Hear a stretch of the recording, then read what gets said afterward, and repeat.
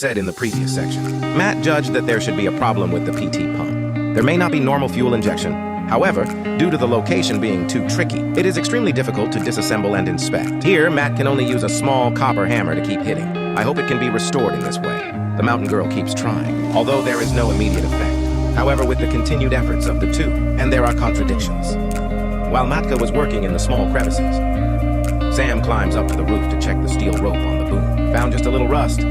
It didn't break. After more than 10 minutes, the engine finally stopped running. Sam quickly started to manipulate the shovel in front of him. Surprisingly, the field of view can also zoom in and out, and the excavator can also slowly move back and forth. Shishin can see that the excavator can still rotate normally in order for him to drive out smoothly. Matt is also carrying and helping to lay the bricks in front. There are 2 coronary grooves where you drive by.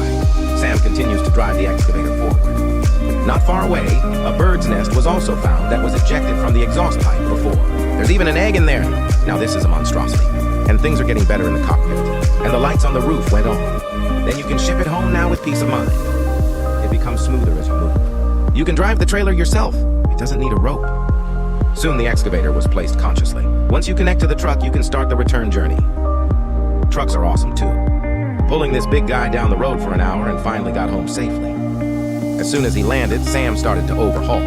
Now he's going to lift the clutch, lifting brake spray, some lubricating oil. This will make it silkier when running the shovel. No more shaking. In addition, the connecting rods of some pedal pull rods should also be sprayed on one side. Soon it got dark, but Sam wasn't satisfied. Driving this old excavator back and forth in front of the garage, and he also controls the shovel to output violently into the air, made him more familiar with the operation of the machine. He said it was a man's toy. After 2.5 hours in the middle of the night last night, he also found that the clutch of this excavator is not very easy to use. So he started checking early this morning, and then made some adjustments to it. And Sam took the bucket off. I was going to replace it with a new one directly, because now this bucket is seriously rusted and worn. But I didn't find this old-fashioned bucket for a while. If you recast it, the cost will be shouted. So after some consideration, I decided to use it first. But it wasn't for nothing. During this period, this kid escaped from nowhere to 2 military batteries, although the cost is a bit high, but also took it down without hesitation. Arrange it immediately. Then did a big cleaning of the inside and out. During the process, I also checked some inconspicuous iron boxes, but there is nothing in it except the smell of mouse urine.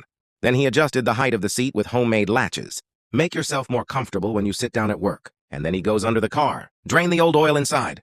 In addition, all the filters on the machine were also removed, although they look brand new. It's already dark inside. According to the number on the filter element. The next day, Sam bought back new filters. By comparison, the size should be the same. 2 fuel filters, 2 oils. All filters need to be replaced. In addition, the engine oil needs to be re-added. This is also gudong, and 2 large buckets were added directly, after sufficient oil. Sam hooked up the air compressor and unplugged the fuel line. I'm going to use this to get them unblocked. Reconnect after dredging is completed. Start the engine again? Obviously, it's getting easier now. And then some gear oil pops in. Then Sam got back into the driver's seat. The controlled boom bucket is slowly lowered. Bring it closer to the ground. Because he had to grease them. He didn't choose expensive grease sticks. It's homemade grease. Here is also a smear mainly for shaking dry. Smear evenly like playing with mud. And then it goes through a silky movement of in and out. The entire stick is also evenly smeared. As soon as the preparations are completed, Sam got it back in the trailer. Because he also got his first job, to a place an hour away. Whether it's a mule or a horse. Anyway, you have to work hard before it counts. It can be said that the excavator purchased this time is awesome. Basically, no maintenance can directly make Sam feel good. The scenery along the way has become much more beautiful. Soon he arrived at his destination. Not far ahead is the workplace.